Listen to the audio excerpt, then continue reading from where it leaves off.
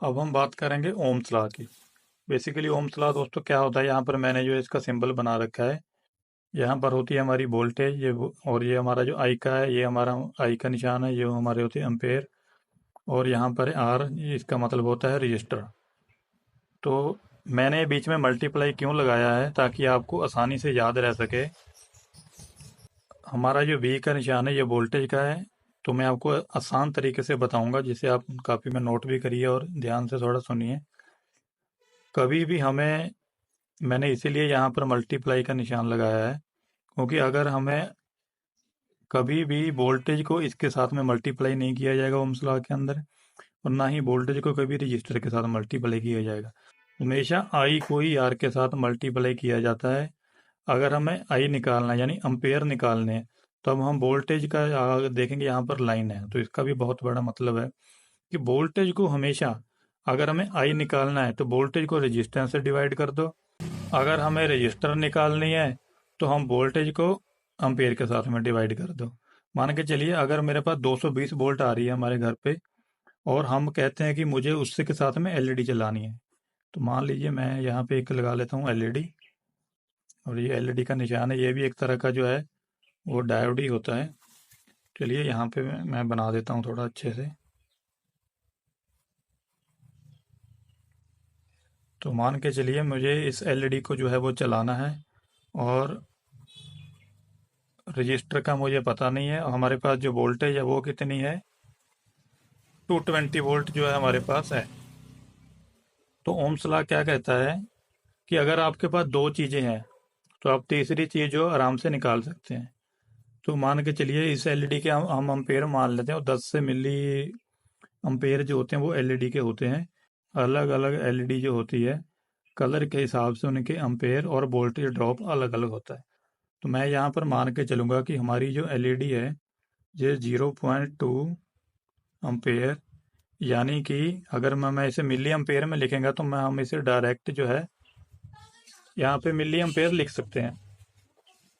ठीक है, ये हमारी एलईडी ले रही है 20 मिली एम्पेयर, और रजिस्टर का हमें पता नहीं, लेकिन हमें वोल्टेज का पता है कि हमारे पास 220 वोल्ट हमारे घर में आ रहे हैं। तो ओम्स लॉ हमें क्या कहता है, अगर हमें रजिस्टर पता करनी है तो हमें वोल्टेज को एम्पेयर के साथ में डिवाइड कर देना है। ये बहुत सिंपल है।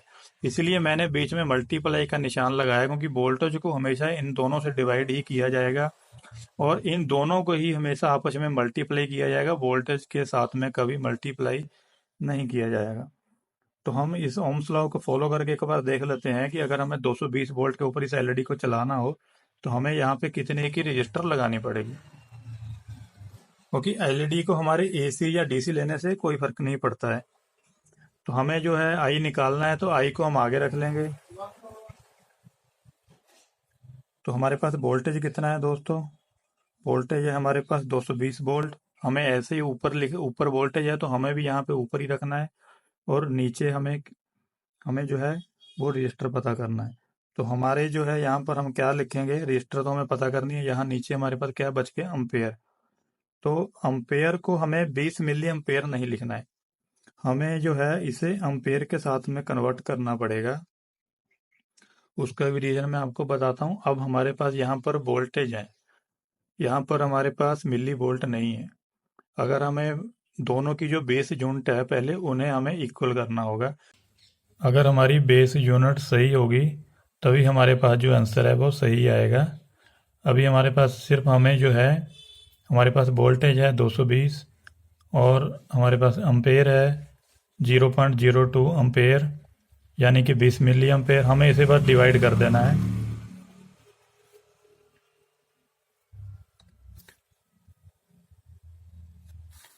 और एक चीज़ हमें और करनी है, हमारी जो वोल्टेज है यहाँ पर मैं आपको बताना भूल गया। हमारी जो एलईडी है, हमारी एलईडी अगर यहाँ पे मान के चलिए हमारी एलईडी का 2 वोल्ट का ड्रॉप है, तो हमें जो है 2 वोल्ट यहाँ पे माइनस करने हैं 220 में से। 220 में से हमें 2 वोल्ट जो है वो माइनस कर देने हैं। उसके बाद हमारे पास बचेंगे 218 वोल्ट। तो हमें यहाँ पर जो है वो 218 वोल्ट ही लिखने हैं।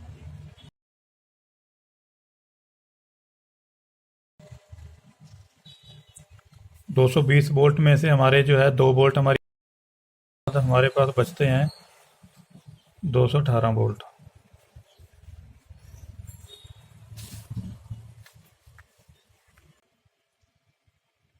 218 वोल्ट को अगर हम इस 20 मिली एम्पेयर से डिवाइड करते हैं तो हमारे पास आंसर जो आ रहा है वो आ रहा है 10,900। तो ये हमारा जो है ये है हमारा ओम। जब हम इसे यानी कि अगर हम राउंड फिगर माने तो ये हमारा 11,000 ओम हो रहा है।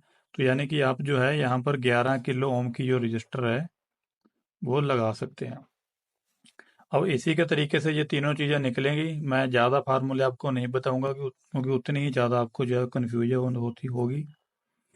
तो जैसे हमने आई निकालना था तो हमने क्या किया था, वोल्टेज को जो था वो, सॉरी, हमें जो रजिस्टर निकालनी थी जो हमने वोल्टेज को था अम्पेयर के साथ में यहाँ पे डिवाइड किया है। अगर यही हमारे पास अम्पेयर नहीं है, रजिस्टर होती है, अगर हमें अम्पेयर निकालने हैं तभी हमें इस वोल्टेज को जो है,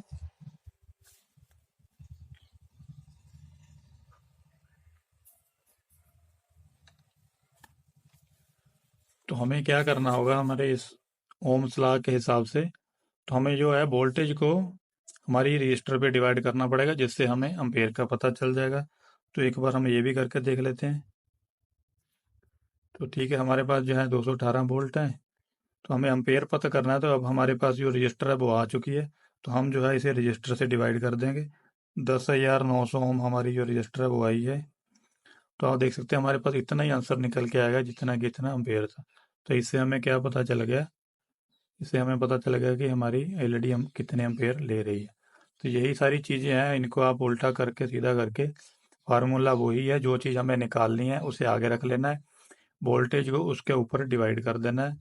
तो ऐसे ही करके ये हमारा ओम्स लॉ काम करता है। और आगे हम और भी फार्मूले देखेंगे, जैसे डिवाइडर का फार्मूला हो गया, और R1 R2 कैसे हमें फाइंड करना है अगर हमें कोई अपना वोल्टेज डिवाइडर बनाना है, या किसी एसएमपीएस का फीडबैक है वो सेट करना है, तो उसके अंदर वो हमें काम आने वाले हैं।